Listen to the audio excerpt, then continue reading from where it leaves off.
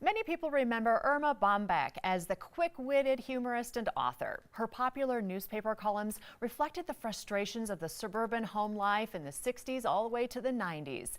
And her life is now the subject of a one-woman show, Erma Bombeck at Wit's End. It opens tomorrow at the Garner Galleria Theater and Bar. And joining me today is actress, columnist, and public speaker Pam Sherman, who takes on the role of Erma, and that's got to be so much fun. It is so much fun because, of course, she was my idol and the inspiration for the column that I don't think any woman could write today the way they write without what she did so many years ago. Yeah. And so many people don't know her story. I know. So I'm so excited to be here in Denver and bring this production to the Denver Center. Love it. My mom introduced me to Erma Bombeck back in the 70s, 80s, so it's very fun. Now I know that your backstory is almost as interesting as Erma's is. Now you're a self-proclaimed former lawyer, or a recovering lawyer, really, and you dumped the courtroom for the stage. Yes, I'd like to say I did that, but the law firm actually went out of business.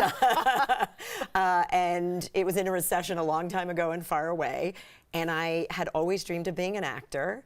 And I decided to jump off a cliff and became a full-time working actor in Washington, D.C. Wow. Go ahead and cue the laughter. No kidding.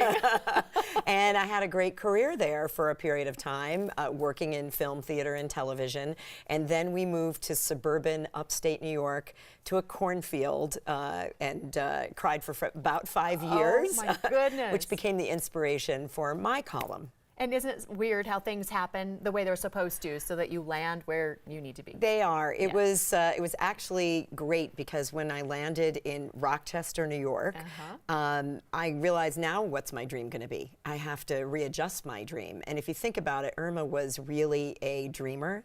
She has so many great quotes about dreaming and how do you show them to other people. It's frightening. And so I remember when I came home and I said to my husband, I'm going to write a column. It's called The Suburban Outlaw.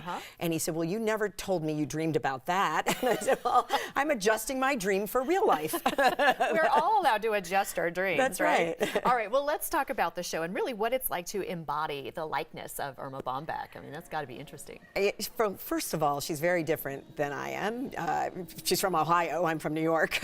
But she was definitely a woman of her time. You know, she came from very humble means, and she did things like ironing her husband's shirts.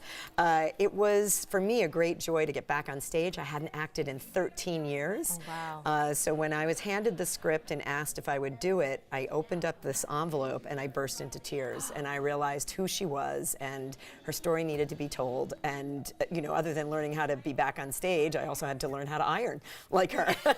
Because she was a big ironer. I do remember that. And it was a hugely popular newspaper column called At Wit's End. Yes. And again, you can still find it on Google if you haven't read any. She was 900 newspapers at the height of her career, writing 3 columns a week through her passing in the 90s, which is remarkable if you think about it. She wrote 13 independent books beyond the column. Wow. So incredibly prolific. And I write a column for the USA Today Network, and it's every other week, and I think, oh my gosh, I'm on a deadline. Yeah. So think about that. Yeah, no kidding. Well, we consider her a columnist, but she considered herself a journalist. Yes. But she also championed for the equal rights movement. Right, and in I the think 70s. that's the most wonderful and surprising part of this story, that a woman of humble means, a Catholic housewife from Dayton, Ohio, decided that the Equal Rights Amendment was going to be her issue.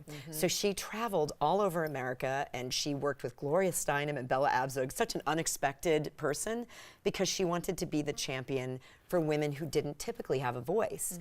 There were women fighting for equal pay, and women fighting for all of the aspects of feminism in the in the 70s, but nobody fighting for what it meant to be a stay-at-home mom.